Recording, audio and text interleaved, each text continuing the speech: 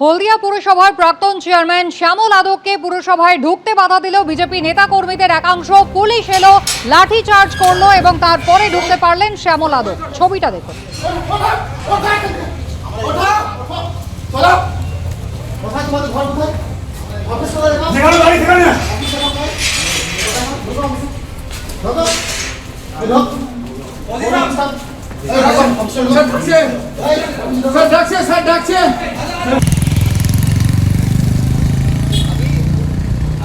बोलने का वहाँ पर जाके अभी यदि खाली স্যার আমি পৌরসভায় ফর্ম আনতেছিলাম, আমাকে অ্যারেস্ট করেছে। সেলিব্রিটি গ্রুপের ফর্ম আনতেছিলাম, আমাকে অ্যারেস্ট করেছে।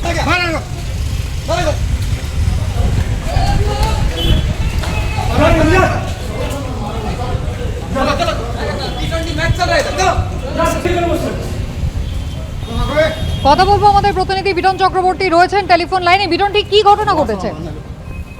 দেখো কুসুমিতা, তোমাকে জানিয়ে রাখি, এই শ্যামল আদক যিনি হলদিয়া পুরসভার প্রাক্তন চেয়ারম্যান ছিলেন, আজকে তিনি যখন হলদিয়া পুরসভাতে ঢুকবেন এইরকম একটা কথা ছিল এবং তারপরে কিন্তু সেই খবর পাওয়ার পর বিজেপি নেতাকর্মীদের একাংশ যারা তারা নিজেরাই দাবি করছেন এবং সকাল থেকে তারা কিন্তু বিক্ষোভ দেখাতে শুরু করেন।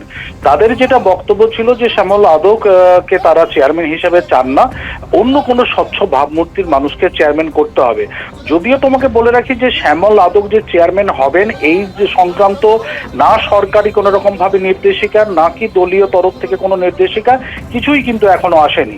শুধু গত রবিবার যেদিন হলদিয়া ভবনে রাজ্যের মুখ্যমন্ত্রী শুভেন্দু অধিকারী সহ হলদিয়ার বিধায়ক সহ প্রশাসনিক আধিকারিকরা যে মিটিং করেছিলেন, তারপরে কিন্তু হলদিয়ার বিধায়ক তিনি দাবি করেছিলেন যে নভেম্বর মাসে হলদিয়া পুরসভার ভোট হতে পারে, এইরকম বিষয়ে একটা সিদ্ধান্ত নেওয়া হয়েছে এবং শ্যামল আদক তিনি চেয়ারম্যান হবেন সেটা কোথাও কোনো রকম ভাবে বিজ্ঞপ্তি এখনো সেরকম ভাবে প্রকাশ করা হয়নি। কিন্তু শ্যামল আদক আসতে পারেন এইটা আশঙ্কা করে, এইটা জানতে পেরেই কিন্তু বিজেপি নেতাকর্মীরা তারা নিজেরাই দাবি করছেন, তারা বিজেপি নেতাকর্মীরা তারা কিন্তু বিক্ষোভ দেখান এবং তারপরে যখন পুলিশ সেই ঘটনাস্থলে পৌঁছয় বিক্ষোভকারীদেরকে বারংবার তারা বলেন যে সরে যাওয়ার জন্য, তারপর না সরে যাওয়ার পরে কিন্তু পুলিশ রীতিমতো লাঠিচার্জ করে সেখান থেকে বিক্ষোভকারীদের হটিয়ে দেয়। পরবর্তীকালে শ্যামল আদক তিনি কিন্তু হলদিয়া পুরসভাতে আসেন এবং শ্যামল আদক যখন বেরিয়ে যান সেই সময় কিন্তু মহিলা যে সমস্ত ওখানকার বিক্ষোভকারীরা ছিল তাদের একাংশ কিন্তু এরকম ভাবে বিক্ষোভ দেখায়।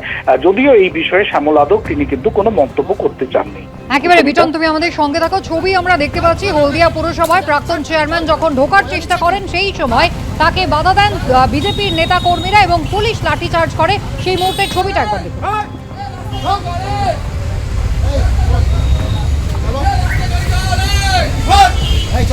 চলো